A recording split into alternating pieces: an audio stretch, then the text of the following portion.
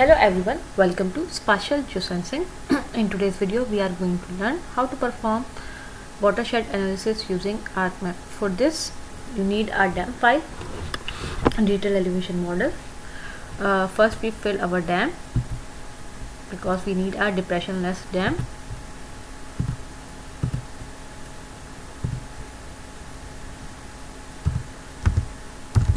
Fill. Save. Here you can see a z limit. It's an optional. We put z limit when we know the value of sinks.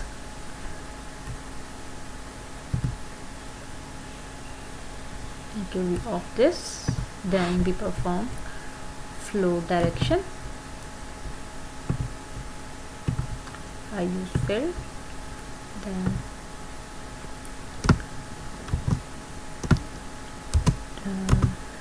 direction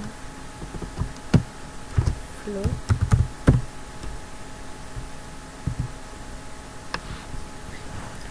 Here you can see that I use dataand model.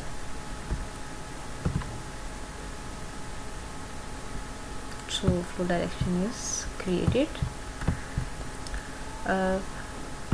First we change the color ramp.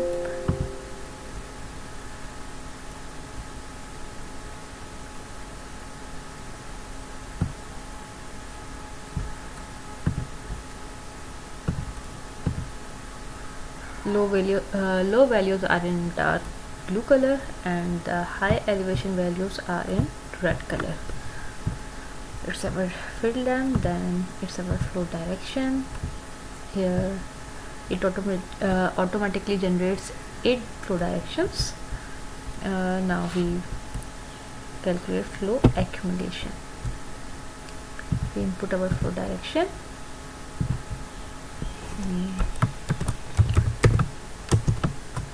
Flow accumulation.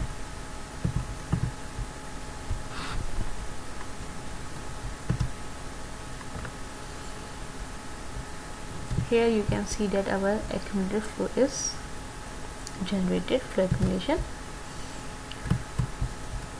After flow accumulation, we go to map algebra and we select raster calculator and we use flow accumulation that may be greater than 500. Now we click OK. So here we can see our streams that are greater than 500. We off this.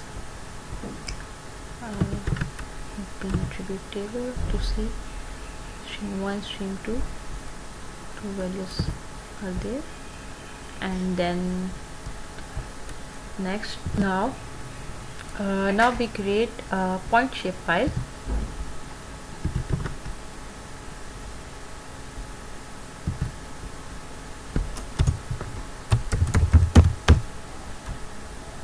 Point feature is already selected.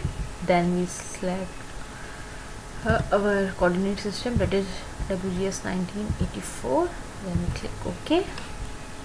Close. Here our point shape file is created and we have no points in attribute table. We simply close this and then start editing. Select point, click OK, continue, then click to create feature. Select point from construction tools, also select point. Now here we carefully mark our points. So I mark my point to this one. Then go to editor, save edits and stop editing. Close this. Okay, now what we do next? Now we import our point shape file by using snap 4.2.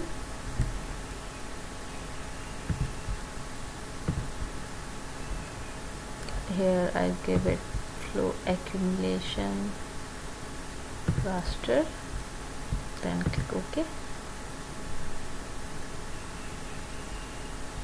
It's imported. Now we click to watershed, input flow direction raster,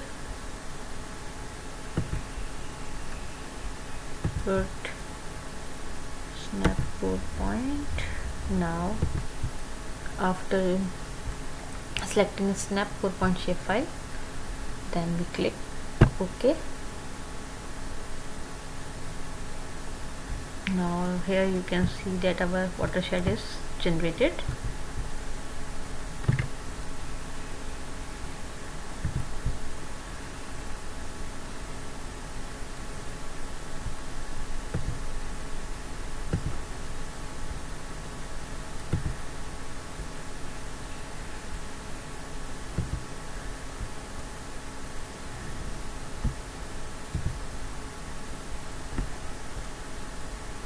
Now I close this and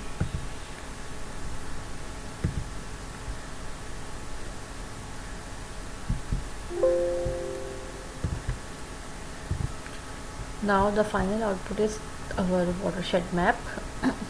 Then we simply convert this to raster to polygon.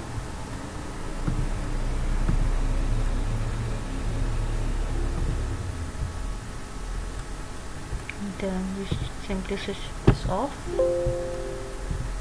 and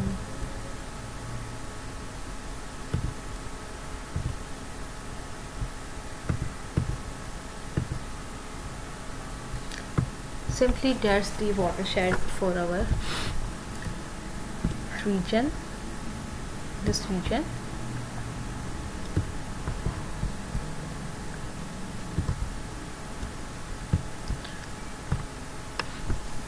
Now in next video we will know how to extract all these streams that are in our region and how to order these streams. Thanks for watching.